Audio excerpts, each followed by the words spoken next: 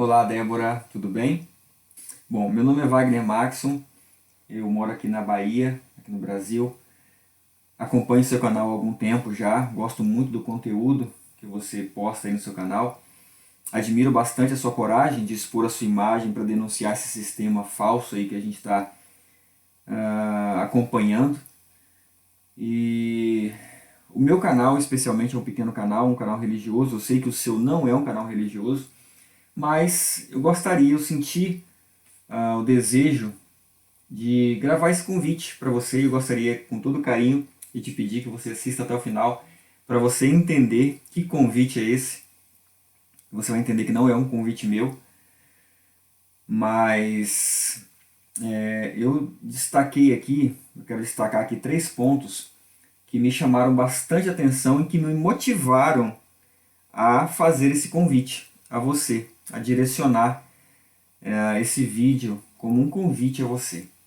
O primeiro ponto que me chamou bastante atenção foi quando você, numa live que você participou com um casal de adventistas, você declarou ali que acredita que existe um Criador e que esse Criador tem um Filho. Isso me chamou muita atenção porque é a minha fé e é aquilo que a Bíblia apresenta como a crença verdadeira em Deus. E eu achei isso muito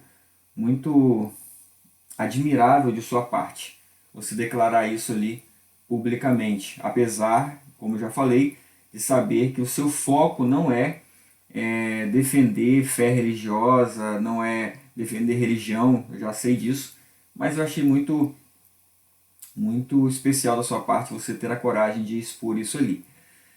E o segundo ponto que me chamou a atenção foi quando assisti um vídeo seu onde você estava falando sobre a história de Roma, falando sobre história, e você tratou ali e mostrou ali a mudança que ocorreu na história do dia de guarda, né, o sábado, o sétimo dia, para o domingo, que é o primeiro dia da semana, que é o Sunday, né, o dia do sol. Você mostra ali que na época de Constantino, isso foi mudado para tentar adaptar o cristianismo à religião de Constantino, enfim.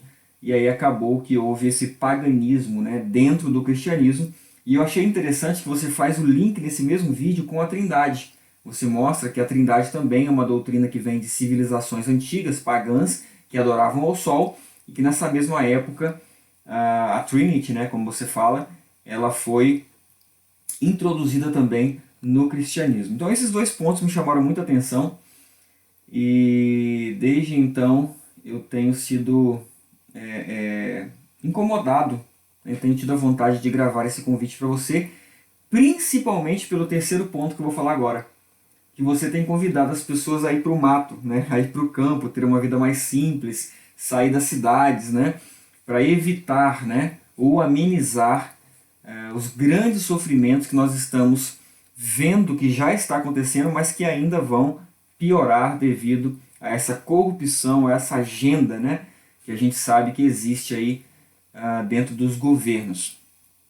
O meu convite ele centraliza-se justamente nesse terceiro ponto, nesse convite que você tem feito, né? E agora recentemente eu vi aí que você com seu esposo está morando mais retirado aí das cidades, num lugar mais do mato, né? Do campo. E eu queria dizer para você, agora dentro da Bíblia, me permita usar aqui as escrituras, e eu vou tentar ser o mais objetivo possível para esse vídeo não ficar longo, sobre essas questões de pestes, né, fome, que a gente tem visto acontecer e que vai piorar. Jesus alertou isso no capítulo 24 de Mateus. Mateus capítulo 24, versos 7 e 8. Ele fala bastante, Jesus alerta bastante sobre esses acontecimentos para os últimos dias. E a gente hoje, nós estamos vendo isso acontecer aí debaixo do nosso nariz, né? Só que essa questão de saída para o campo, né, se retirar das cidades, Cristo também, o Filho de Deus, ele também nos alertou. Eu gostaria de ler esse texto aqui em Lucas capítulo 21, verso 21.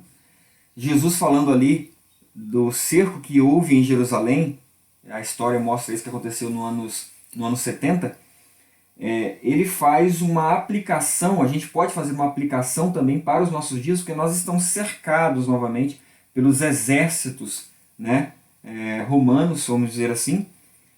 E aqui fala bem assim, olha, então os que estiverem na Judéia fujam para os montes. Os que estiverem no meio da cidade, saiam, Jesus falou. E os que estiverem nos campos, não entrem nas cidades. Então, a Bíblia, ela também nos ensina justamente o que você tem chamado as pessoas a fazer, sair das cidades. Isso é uma atitude muito inteligente que nós devemos realmente, o quanto antes, né, dentro das nossas possibilidades, fazer. Graças ao nosso bom Deus, eu e minha família, a minha esposa e meus 2 filhos, a gente já está no campo há mais de 3 anos. E aqui começa o que eu quero te mostrar. Preste atenção agora o que a Bíblia mostra em relação a essa questão de morar no campo também. Ezequiel 7, verso 15, fala bem assim, olha. Fora está a espada. Aqui o contexto é do tempo do fim, é os últimos dias. Esse é o contexto de Ezequiel capítulo 7. Diz assim, fora está a espada, e dentro a peste e a fome. O que estiver no campo morrerá a espada, e o que estiver na cidade, a fome e a peste o consumirão. Olha que interessante. Apesar de a Bíblia falar que é para nós sairmos das cidades e irmos morar no campo, a Bíblia também avisa que a morte vai chegar ao campo. Essa linguagem aqui, né? Quem estiver no campo morrerá a espada. Essa linguagem de espada é uma linguagem de que vai chegar a morte ali, morrerá a espada. Aí eu fiquei pensando quando eu estudei e entendi isso aqui, eu fiquei pensando, mas por que a morte, se a Bíblia manda ir para o campo, Deus manda a gente ir para o campo, por que a morte também vai chegar no campo? É muito simples. Imagina quando a fome tiver assim, uma situação gravíssima nas cidades, mesmo nas cidades pequenas, que vai acontecer isso também. Aonde as pessoas irão procurar alimento? Obviamente elas irão procurar alimento aonde existe plantio, aonde existe ali cultivo de alimento. Então, nesse momento, quando chegar esse ápice da fome, a gente já está vendo fome aí, pestes, né? E isso tende a agravar, mas quando chegar o ápice disso, obviamente as pessoas vão atacar os lugares mais retirados, onde existem plantações. Então, é nesse contexto que a Bíblia avisa, olha, a espada vai chegar no campo também. Aí, talvez você se pergunte, então aonde nós podemos nos esconder? Existe algum esconderijo que nós poderemos estar quando essas coisas acontecerem? É justamente isso que eu gostaria que você se atentasse agora, e meu convite está relacionado justamente a esse esconderijo, tá? E eu quero começar te mostrando o verdadeiro esconderijo que Deus nos ensina na sua palavra, lendo Isaías capítulo 26, verso 20. Olha o que Deus diz para o seu povo. Vai, pois, povo meu, entra nos teus quartos e fecha as tuas portas sobre ti. Esconde-te, olha só, esconde-te só por um momento até que passe a ira. Débora, essa linguagem bíblica aqui, entra nos teus quartos e fecha as tuas portas sobre ti e esconde-te só por um momento, foi uma linguagem que Jesus também utilizou aqui no Novo Testamento. Olha o que diz aqui em Mateus capítulo 6, verso 6. Mas tu, quando orares, entra no teu quarto e fechando a tua porta, ora a teu pai que está em secreto, e teu pai que vê em secreto te recompensará publicamente. Essa linguagem, Débora, de entrar no teu quarto, fechar a tua porta, é uma linguagem que Deus nos convida a ter uma vida de oração. Então aqui vai a minha primeira parte do convite, não é o convite inteiro ainda, é a primeira parte. Ter uma vida de oração. ir simplesmente para o campo, por ir para achar que está protegido, não é o suficiente. Nós vamos ter um período, sim, de que vamos poder plantar e colher, isso é fato, mas se nós não tivermos uma vida de oração, estar no campo não faz sentido. Você vai entender o porquê já já.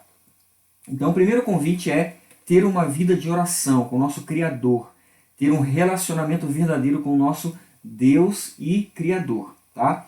Mas a Bíblia fala mais de esconderijo, e esse para mim é o principal que eu quero te mostrar através desse convite. Eu quero convidar, se você tiver uma Bíblia aí, quiser acompanhar, Salmo 91. É muito conhecido esse salmo, é muito famoso, muito citado, o Salmo 91. E eu quero ler aqui o verso 1, que diz assim, olha: aquele que habita no esconderijo do Altíssimo, olha de novo a palavra, esconderijo do Altíssimo, a sombra do Onipotente descansará. Essa linguagem aqui do Salmo 91, do verso 1, habitar no esconderijo do Altíssimo, descansar à sombra do Onipotente, também tem um significado que infelizmente poucos compreendem quando leem esse salmo. Aqui, o salmista ele está fazendo uma referência a um lugar. Eu quero te mostrar isso na Bíblia. Aqui no Salmo 61, um pouquinho para trás, Salmo 61, verso 4, Davi escreveu assim, olha: habitarei no teu tabernáculo para sempre, abrigar-me-ei no esconderijo das tuas asas. Quando o salmista, lá no capítulo 91, verso 1, fala que ele quer se esconder, né, no esconderijo do Altíssimo, descansar à sombra do Onipotente, ele está fazendo uma referência ao tabernáculo, ao santuário que o povo de Israel erigiu lá no deserto. Depois Salomão construiu um templo, você deve conhecer essa história. Então, dentro desse santuário, desse tabernáculo, existia dois compartimentos: o compartimento santo e o compartimento santo dos santos, ou santíssimo, que eles chamavam. Essa linguagem, ela nos direciona, ela se refere ao compartimento santíssimo, onde ali existe um utensílio, eu posso chamar assim, uma peça chamada propiciatório. O que é o propiciatório? É uma tampa que acima dessa tampa existia dois querubins que ficavam de frente um para o outro, com as suas asas estendidas sobre o propiciatório, fazendo sombra ali, porque embaixo do propiciatório existia algo que é muito famoso, a chamada Arca da Aliança. E aqui que eu quero te mostrar o esconderijo do Altíssimo. Dentro da Arca da Aliança ali, tampada pelo propiciatório, sendo feito sombra ali pelos anjos, as asas dos anjos cobriam ali, faziam sombra, estava as tábuas dos 10 mandamentos. Deixa eu ler isso para você na Bíblia. Aqui em Êxodo capítulo 25, eu estou te mostrando esses textos para você conferir aí com os seus próprios olhos. Êxodo capítulo 25, olha o que diz aqui no verso 20 e 21. Diz assim, olha: os querubins estenderão as suas asas por cima, cobrindo com elas o propiciatório, as faces deles uma de frente da outra. As faces dos querubins estarão voltadas para o propiciatório, e porás o propiciatório em cima da arca, né? Depois que houveres posto na arca o testemunho que eu te darei. E que testemunho é esse que foi dado ali ao povo, foi dado especialmente ali a Moisés? Êxodo 31, 18. E deu a Moisés, quando acabou de falar com ele no Monte Sinai, as 2 tábuas do testemunho, tábuas de pedra, escritas pelo próprio dedo de Deus. Lembra? O que eu estou tentando te mostrar aqui? Qual é o meu convite especial nesse vídeo à sua pessoa, a você, a sua família? Só existe um esconderijo que nós podemos estar nesses últimos dias, conforme a Bíblia diz. é justamente dentro da arca. Mas como assim, Wagner? Dentro da arca? Entrar pela fé dentro da arca significa guardar as tábuas dos mandamentos, guardar os mandamentos de Deus. Isso que é estar no esconderijo do Altíssimo, conforme a Bíblia. É isso que a Bíblia está ensinando quando o Salmo 91 fala: que habita no esconderijo do Altíssimo, a sombra do Onipotente descansará. Habitar no esconderijo do Altíssimo, Débora, significa guardar os mandamentos de Deus. Esse é o meu convite especial. Estude sobre esse assunto, pesquise sobre essa questão dos mandamentos de Deus, as tábuas, né, dos testemunhos, conforme foi falado na Bíblia. Essa lei, né, esses mandamentos foram escritos pelo próprio dedo de Deus. Deus fez questão de escrever, descer à terra para escrever. Ele não quis inspirar nenhum homem a fazer isso, por mais santo que ele fosse, o homem fosse, Deus não quis inspirar ninguém a fazer isso. Ele mesmo escreveu com seu dedo em rocha, justamente mostrando a eternidade desses mandamentos. E eu quero destacar aqui um especial para você pesquisar, que é justamente o único mandamento que começa assim, olha: lembra-te. Lembra-te do dia do sábado para o santificar. Por que eu quero destacar esse mandamento? Porque Satanás, o inimigo de Deus, o diabo, ele sabe que o único esconderijo que nós poderemos estar nesses últimos dias é na arca. É guardando os mandamentos de Deus. Porém, ele sabe que se nós formos transgressores de um só dos 10 mandamentos, nós somos culpados de todos, e ele consegue nos retirar da arca. Então o que ele vai fazer? E aqui eu vou te falar algo para você pesquisar.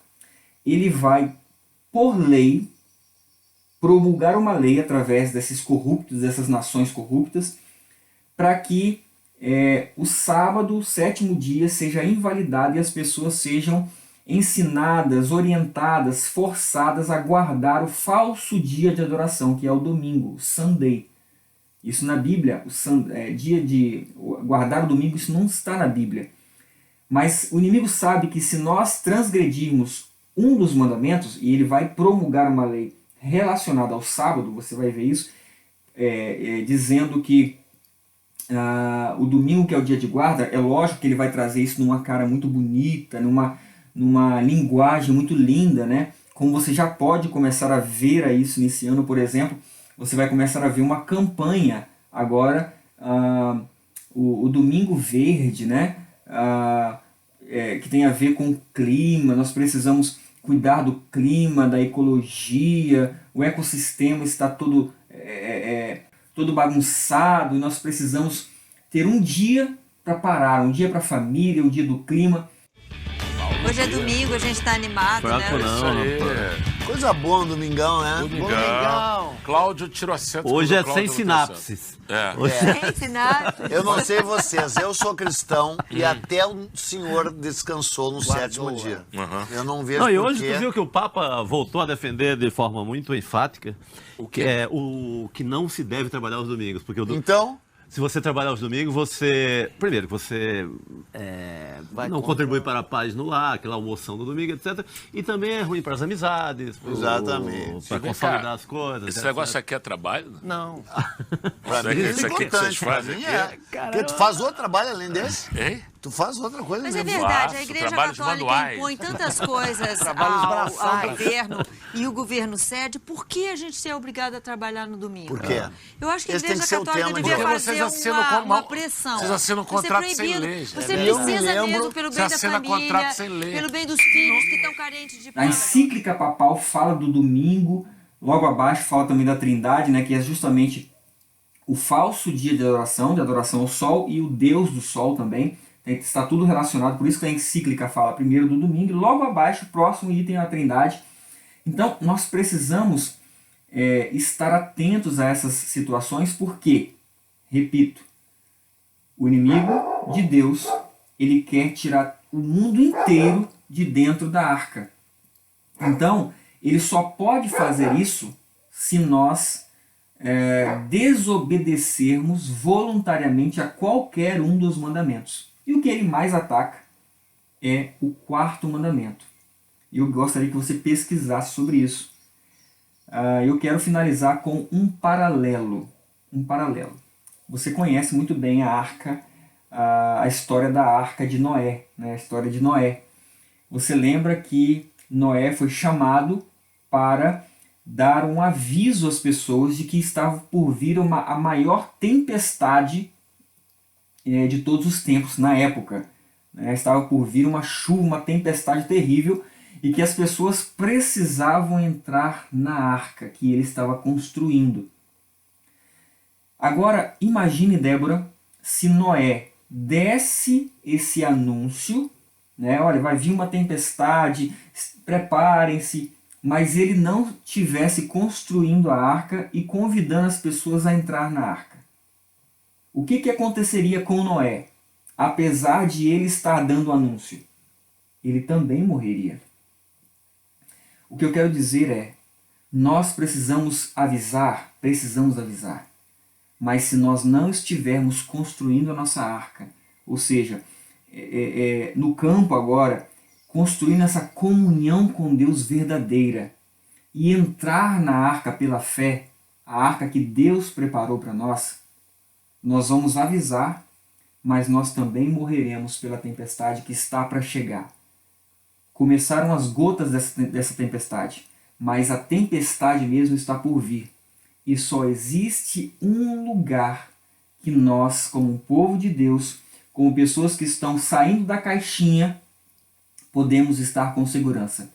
É na arca de Deus, guardando os seus mandamentos. É por isso, Débora, é por isso que aqui em Apocalipse no capítulo 14, falando da marca da besta, falando da adoração à besta, que está tudo relacionado, não dá tempo de te mostrar tudo isso, mas está tudo relacionado. Quando o autor de Apocalipse aqui, inspirado pelo Espírito Santo, ele fala sobre essa questão de sinal da besta na testa ou na mão e adoração falsa, ele vai finalizar no verso 12 dizendo assim, olha, aqui está a perseverança dos santos, aqui estão os que guardam os mandamentos de Deus e a fé de Jesus.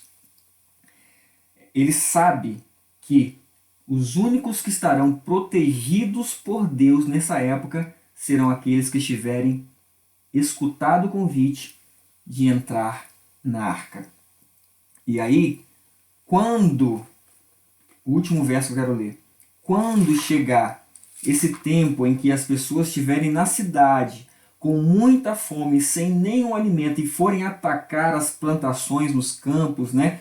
Aqueles que estão cultivando alimento no campo, sabe o que vai acontecer? A Bíblia diz também, em Isaías 33, verso 16. Este habitará nas alturas, as fortalezas das rochas serão seu alto refúgio, o seu pão lhe será dado e as suas águas serão certas. Deus mesmo, o Criador do universo, ele vai alimentar o seu povo nesse tempo, nesses últimos dias. Então, resumindo aqui o meu convite para você, Débora, com todo carinho, da minha família para a sua família, entre na arca. Tenha uma vida de comunhão com Deus. Guarde os seus mandamentos pela fé. E tenha certeza de que todos os passos que nós estamos dando hoje serão recompensados pela eternidade. Eu quero finalizar te indicando aqui um livro. Aqui está como o título Felicidade Plena, Como Alcançá-la. Esse livro, com esse título, ele é publicado pelo IAG. Eu vou deixar o link aqui na descrição para você ter o PDF desse livro, que na verdade é o chamado Caminho a Cristo, que você encontra também na Casa Publicadora da Igreja Adventista. Esse livro aqui, Débora, é fininho, bem fininho. Eu gostaria que você lesse, porque ele vai te ensinar de uma forma plena como guardar os mandamentos de Deus. O que significa guardar os mandamentos de Deus? Eu não quero te explicar agora aqui nesse vídeo, não há tempo de ficar muito grande, mas eu quero te indicar esse livro, porque só é possível guardar os mandamentos de Deus através de uma comunhão plena com Cristo e pela fé em Cristo, tá bom?